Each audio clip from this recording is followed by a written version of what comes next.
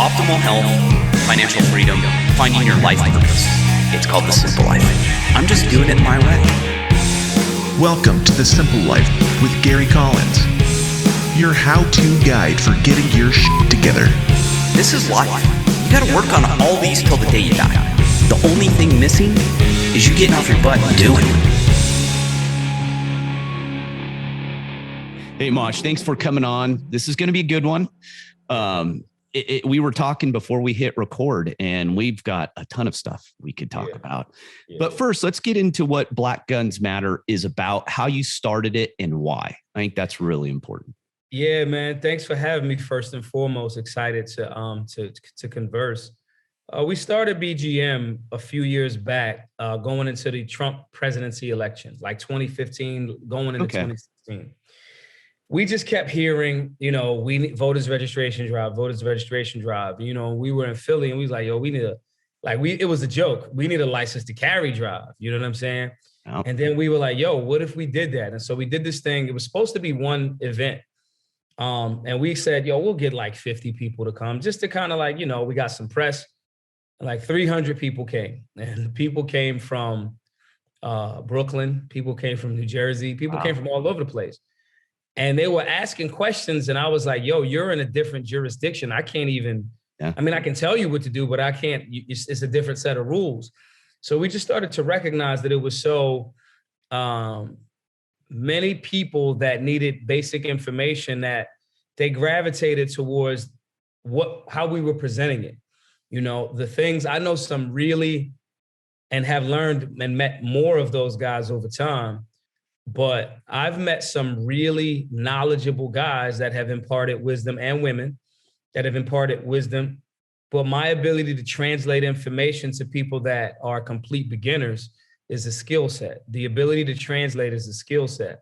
And I don't really care about, we don't target like intermediaries and up. We are completely beginners. And a lot of people resonated with that. We like Planet Fitness. It's like, yo, bro, you still eating pizza every day?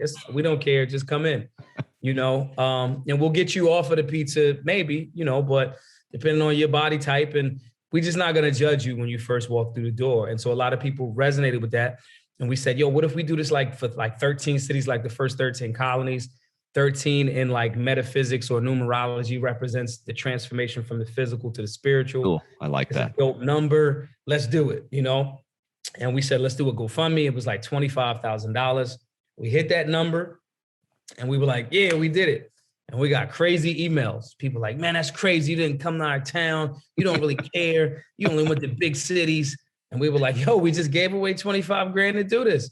Yeah. And so we just kept asking people, do you want us to continue? Yes, we want you to hit small towns now.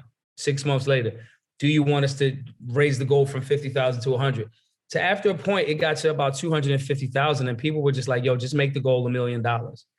And we've had, since then we've raised over $500,000. Mind you, this is all while, we raise the money and we give it away. Right now, the remaining little under $500,000 that we're raising is to buy our building outright.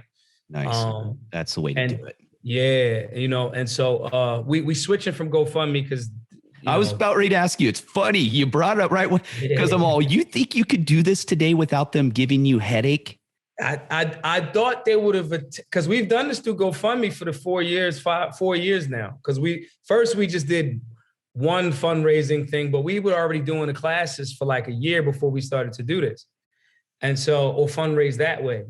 But I would have thought a while ago that they, like my open calls for like being very critical of law enforcement, when law enforcement is wrong, my very anti mainstream narrative, or corporate media narrative, because I believe that the mainstream narrative is actually the people, and I think that people really do that. So I really thought they was gonna like freeze our page a long time ago, but we already spent the money, so it was like, that's why they can't take it. Just like as soon as they came in, we gave it away. We gave it away. You make a good point, because if you were sitting on a big pot of cash, I'll bet you things would have been different. They're just like, whatever, let's keep getting the percentage and exactly. Whatever. And so we stopped, and we setting up a Give, Send, Go now today. We tried to do it over, the week, but their website, whether they were being attacked, Gibson Go. For people that don't know, that's the spot where they've been very user friendly. They're a service that does similar to GoFundMe, but they just have a lot, fewer restrictions. And so when GoFundMe took $9 million from the truckers convoy over there in Canada, helping those guys out, we were just like, nah. So saying that to say, we'll switch to a different platform, but we'll still keep it around $500,000. If there's like rich dudes that want to really help, we looking for like 5. If we can get 5, like $100,000 sponsors, and like we won't have to fundraise at the same time. And they'll obviously be like, hey, these are our sponsors for the Solutionary Summit, for this, for that, for all of that. We want to still, the people that are donors, we want to lean our demographic to them, obviously. Yes. But saying this to say, we just kept going. We just kept like, when something bad happened somewhere, we would just fly out there, do a class. When George Floyd was killed, we knew tensions were going to be high, regardless of where people landed on the issue. Yeah. We knew tensions were going to be high. We just kept going places. We did basic firearm safety classes, literally right where George Floyd was murdered or killed, or whichever way, people. Smart move. Way to do it. Cause I felt the same way. Yeah. You could feel it getting ready to boil over. And I'm all, these community leaders, everyone needs to get out there and just take it down a notch. Let's take this down. Right. And that's a big deal. I'm a big proponent of that, of de-escalating before things get out of hand. Yeah, because if not, the irony too is it comes right back to gun owners. If it doesn't, if you don't de-escalate, chaos happens. If someone uses a gun, then they blame guns. And so it's like, yo, man, let's just do the work. So we've been fortunate over the last few years to keep doing these classes. Over that time, like we were saying before, off camera, the violence in Philadelphia has increased. When we started this in 2016, we did just those classes in Philly. Violent crime rate drops, 244 homicides that year, lowest since 1979. Still a lot, but when you compare that to how it's increased every year since we've been traveling around, and I haven't been doing classes in Philly like that, we have last year culminating at over 560 homicides. So now we have a building. We're going to be doing a lot of classes, not even just firearms, but conflict resolution, de-escalation, all of life skill stuff, right? Yeah. Do all of those classes for free. That is a part of the $500,000 that we're raising. So it's time to like tap in back to the city. We have a goal of reducing the violent crime in Philly by 25% this year. If we do that, then we can start hollering at our guys. They got 10, 20, 30, 40, $50 million and saying, look, guys, let's put together $2 million and let's make this scalable. Let's do this in Detroit. Let's do this in Chicago. Yep. And so that's kind of like the, long roundabout way of the evolution of how we started with Black Guns Matter, how it's turned into the Black Guns Matter classes and now the Solutionary Center. And it's been a very interesting and rocky and objective and beautiful ride this whole few years. Well, and I think listening to you, it's been, like I said, it's been a while since I listened to your interviews. I don't like them influencing me when I do mine. Mm-hmm. I remember hearing you and I went, he has the same feelings I have. We may have grown up differently in different areas, but Americans are Americans. And we try to stratify America when the bulk of us are all in the center for the most part. That's where most of us are, rational thinking human beings. And I've always said, like your movement, like what I do, I go, where's Bill Gates and where's Jeff Bezos for us?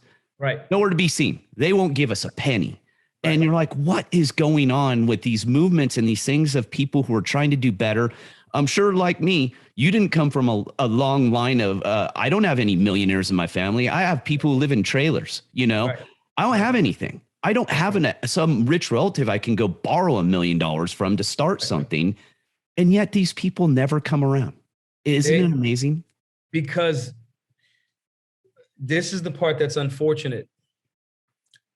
The freedom community, because we've developed such a mentality of live and let live, and we work hard and we say, if people want to get it, they'll get it themselves, which are all correct things. What happens is we tend to sometimes forget that the opposition to our freedom are working collectively and practicing cooperative economics to squelch your freedom. Yep. You know, and so freedom works that way when you say, hey, they're going to do their thing, we're going to do our thing. That only works when the other people aren't trying to mess with your stuff.